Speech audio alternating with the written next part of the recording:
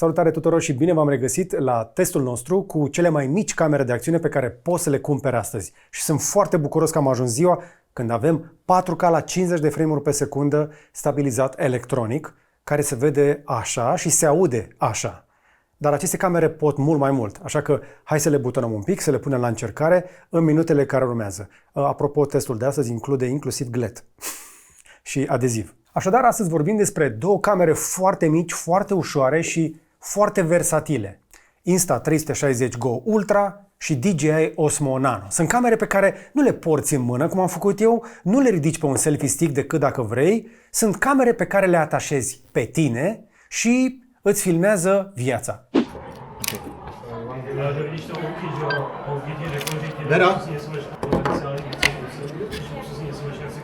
Six. I'm six. Asta e momentul când o să pun casca și o să urc pentru prima dată în viața mea într-un Yangwang 1. 6? 6. I'm six. Which one? Blue car. Blue car. Filmează animalul de companie și ce vrei tu. Și aici apare diferența dintre un produs făcut pentru filmare discretă, naturală și unul făcut pentru control și rafinare în post-producție. Trăim într-un moment în care toți filmăm. Nu doar pentru YouTube, nu doar pentru TikTok. Filmăm pentru memorie, pentru familie, pentru dovadă sau pentru bucurie. Iar camerele mici nu au venit aici ca să înlocuiască telefonul, deși eu cred că pot să fac asta. Ele există ca să filmeze ceea ce telefonul nu poate filma bine acum. Vorbim despre cadre în mișcare, cu ritm, alergare, bicicletă, copii, viața adevărată. Iar aici începem cu discuția despre Go Ultra, dar tot aici vine și DJI Nano. Dar ambele fac același lucru, însă în stiluri diferite. Și o să începem de la formă. Insta360 Go Ultra are un corp compact, pătrat, rotunjit. Aproape cât o cutie mică de brânză topită. Și stă lipită pe haine cu un magnet. DJI Osmo Nano este ceva mai lunguiață, ca un mic modul sau un cărnăcior dreptunghiular cu o lentilă în capăt. Are un design semi-transparent și un logo destul de vizibil pe față. Greutatea reală însă a camerelor, fără accesorii, ambele sunt în zona de 52-53 de grame, cât o jumătate de ciocolată dinainte de inflație. Deci diferența nu e în greutate și este foarte ok. Diferența este în volum și în cum se simt pe corp. Go Ultra stă aproape de material pe tricou, pentru că e mai plată, mai subțire. E o ocazie istorică pentru mine să urc în mașina aceasta, care este la rândul ei istorie.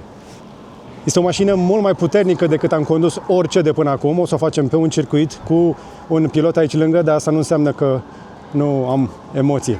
Am mai condus multe mașini, dar acesta este un moment pe care cu siguranță am să-l țin minte toată viața. Este prima dată când conduc ceva de bine de tot peste 1000 de cai putere, absolut silențioși.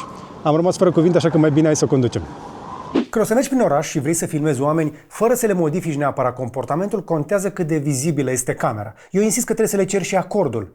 Cu Go Ultra, oamenii observă mai puțin că filmezi sau o să-i deranjeze mai puțin. Apropo, este și pe alb ca să fie și mai invizibilă. Cu Nano, oamenii văd imediat obiectul, mai ales că și scrie mare pe el. Asta e deja o alegere de stil, dar și de intenție. Asta spune clar, da? Ok, hai să vorbim despre piesa însă care a dispărut de pe camerele de dragul gramelor. Go Ultra vine cu un Action Pod, adică ai un ecran de 2,5 inch aici, vizibil bine în lumină.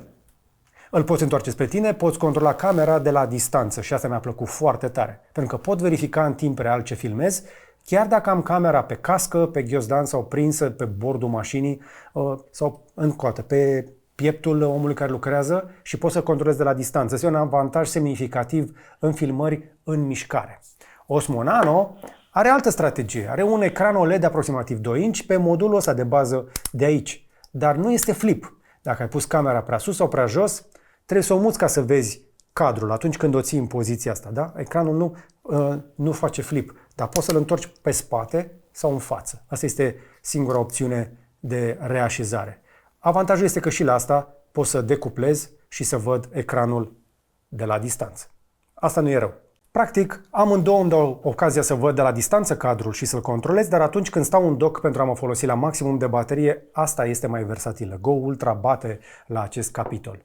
Așadar, dacă faci o filmare continuă, mobilă, cu schimbări de poziție, Go Ultra o să-ți păstreze fluiditatea. Dacă ai o filmare planificată, din mână, Nano este suficient. Deci, strategii un pic diferite, dar ambele își fac treaba, însă încă o dată, diferit. Mărimea nu înseamnă însă că face rabat la calitatea imaginii, pentru că ambele camere filmează 4K la 50 fps, cum v-am arătat mai devreme, sau chiar 60 în funcție de setări. Ambele pot scoate imagini stabilizate bine. Diferența vine din tratarea culorii, dar și a luminii. Go Ultra are un senzor de 1:1.28 și un senzor de lumină ambientală undeva pe aici. Procesarea este pe un chip de 5 nanometri. Toate astea la un loc îi permit să ajusteze automat balansul de alb în scene cu lumină mixtă, oraș, noapte, magazin, interior, chestii de genul ăsta, iar imaginea este naturală, fără zone care să se ducă în verde, magenta sau portocaliu. Asta înseamnă că nu ai nevoie de editare pentru a arăta bine. Dar nici dacă vrei să faci prea multă editare, nu prea mai ai spațiu de manevră pentru că deja culorile sunt setate. Pe partea cealaltă, DJI Osmo Nano are senzor de 1:1.3, dar are filmare în 10-bit profil de log M. Ce înseamnă asta? Că va trebui să stai mai mult în editare, în post, dar poți să scoți exact culorile pe care le vrei tu. Imaginea brută este mai plată, mai neutră, perfectă pentru colorizarea manuală. Dacă editezi așadar în DaVinci Resolve, Premiere sau Final Cut, Nano îți dă un material cu spațiu pentru interpretare vizuală. Încă o dată, este așadar pentru cei care sunt mai tehnici sau într-un flux de producție mai complex. Deci, întrebarea este simplă și clară. Vrei imagine bună direct din cameră? Go Ultra. Pentru AI-ul din ea, mai mult decât suficient. Vrei procesare, luturi, grading cinematic, pe un senzor destul de mic și portabil? Da, DJI Nano. O mențiune importantă e, din punctul meu de vedere, și câmpul vizual. Go Ultra are aproximativ vreo 156 de grade. E destul de wide.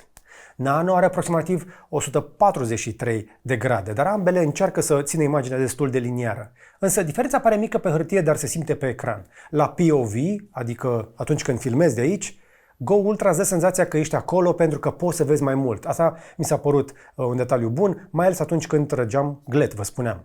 Da, așa este. Vedeam mai bine mâinile meșterului când trăgea pe fațadă. Nano e un pic mai strânsă, e mai normală, mai apropiată de ce obții de pe un telefon. Asta poate fi un avantaj pentru cadre cu oameni de aproape, pentru față, pentru vlog din mână, pentru că nu o să ai prea multă deformare. Așadar, iarăși, alegerea vine din stilul tău și din cât de precis este în filmarea ta. Dacă vrei imersie, Go Ultra. Vrei un cadru controlat, compoziție mai precisă, Nano. Ultra-wide-ul rezolvă așadar mult din stabilizarea imaginii, de care scapă, dar ambele totuși folosesc stabilizare electronică. Diferența nu vine din algoritm, vine din cum se mișcă camera totuși în raport cu corpul. Go Ultra, fiind compactă și mai aproape de suprafața pielii, are mai puțină inerție, are centrul de greutate mai aproape de corp. În alergare își păstrează centrul relativ constant. În toate cadrele noastre am obținut imagini stabile tot timpul. Nano, fiind un pic mai lungă, are masa distribuită mai spre lentilă, ceea ce poate induce unele mișcări suplimentare, mai ales în mișcări intense, pentru că forma ei. În practică însă, atunci când faci POV la sport, Go Ultra tinde să arate mai stabil. Încă o dată, în viața reală, asta este observația noastră. Chestia asta plată chiar ajută, dar la filmarea din mână, ambele sunt foarte apropiate și o să obțină imagini consistente și bine stabilizate. Când am auzit de camerele astea mici, mi-a fost teamă de baterie. Deci cât ține bateria? Ambele camere pot ajunge la peste 3 ore de filmare atunci când sunt folosite cu modulul de bază. Cel puțin în teorie, dar să nu fie nici prea frig, nici prea cald. Action Pod la Go Ultra, Dock la Nano. Însă autonomia variază, vă spuneam, în funcție de temperatură, dar și de vânt, dar și de rezoluția la care tragi. În 1080p o să obții la 3 ore. La modul cameră, doar Nano tinde să ofere aproximativ 90 de minute în 4K standard. Go Ultra oferă aproximativ 70 de minute în funcție de modul folosit. Cu cât mai multe ai, mai multă procesare, evident o să consumi mai multă baterie. În realitate însă, dacă tragi mai mult de o oră pe camera asta, probabil a fost foarte important și după aia o să încarci din nou. Diferența există, dar este acoperită complet atunci când folosești însă modul dock. La utilizare normală, ambele pot filma că durează o drumeție, o excursie în oraș sau o sesiune de joacă cu copilul și o să-ți mai rămână destulă baterie. You can let your brake slowly. Have fun.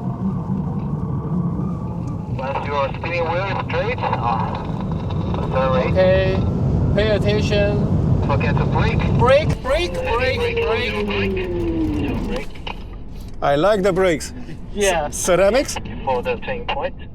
Pe partea de audio le-ați auzit puțin mai devreme, dar ambele au microfoane bune pentru categoria lor. Go Ultra are chiar și o mică plasă antivânt integrată, ceea ce ajută în situații de mișcare și curenți de aer. Însă nu mi-e jenă nici cu Nano, se descurcă bine în vorbire la proximitate și în spații destul de liniștite, dar nu are nicio protecție pentru microfoanele astea. Dacă filmezi alergare, bicicletă, vânt puternic, Go Ultra poate avea un mic avantaj.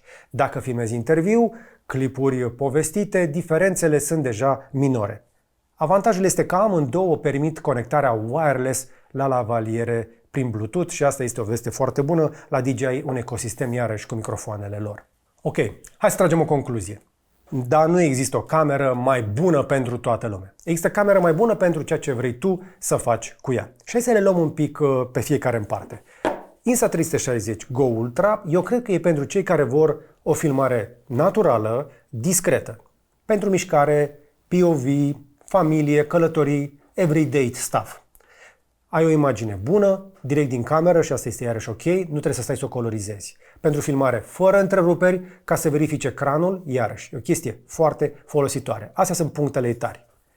DJI Osmo Nano e pentru cei care vor control mai avansat, aproape complet în postproducție, ca să obțină acel look cinematic, grading și lutul. Pentru filmare din mână sau filmare planificată, pentru compoziție exactă și intenționată și pentru tot ecosistemul de accesorii din gama asta de la DJI Action. Întrebarea pe care să ți-o pui însă la final nu este care este așadar mai bună, ci filmez ca să păstrez momentul, pur și simplu, să am înregistrat ce s-a întâmplat, sau filmez ca să construiesc un cadru sau o chestie mai cinematică. Ca aici ajungem. Dacă momentul așadar este mai important decât editul de după, Go Ultra mi se pare alegerea optimă în acest caz. Dacă imaginea finală este un produs artistic și aveai nevoie de o cameră foarte mică pe care să o înghesui acolo, da, atunci Osmo Nano s-ar putea să fie un instrument mai potrivit, mai ales datorită acelui de log. Asta mi se pare mie comparația corectă și clară. Pe specificații reale, pe folosire reală, nu doar de la mine, dar și de la alții pe care i-am mai văzut și eu. Pe ce contează în viața de zi cu zi, fiecare însă decide pentru banii lui.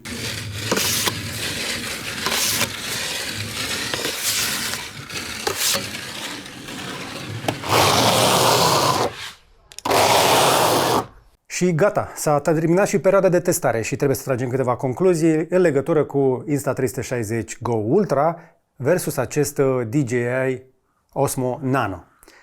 Ambele camere sunt excelente. Le-am cărat după mine până la capătul lumii și înapoi. Am fost cu ele inclusiv în China, m-am dat acolo cu o mașină imposibil de puternică, dar am condus la București și o hibridă foarte vandabilă. Mă refer la acel Yangwang 9, dar și la Hyundai Tucson și nu numai. Am filmat inclusiv când am tras glet cu una din asta, am făcut și sport cu una din astea și ambele sunt foarte bune, dar sunt un pic diferite. Dar la final trebuie să tragem o concluzie. Pe care dintre cele două o să o adaug în kitul meu care o să meargă după mine peste tot?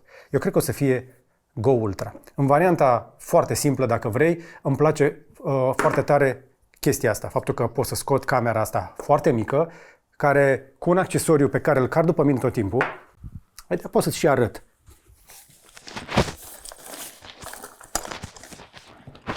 Mai am aici o cameră. Asta e cafeaua pe care am primit-o de la Radu. Ăsta e. Astea stau la mine în geantă de ceva timp și chestia asta este foarte tare. Este un accesoriu surprinzător de bun pe care pur și simplu îl pui de gât și poți să îndrepți camera asta către orice și se prinde magnetic. Îmi plac însă și prinderile astea. Mai există această prindere pentru șapcă, dar îmi place și prinderea asta, spre exemplu, de la cei de la DJI. Accesoriul ăsta face de asemenea camera asta foarte faină. Dar uite pur și simplu la diferența de gabarit dintre cele două. Asta este mai mică, mai compactă, distrage mai puțin atenția și am ascuns-o mai ușor prin haine.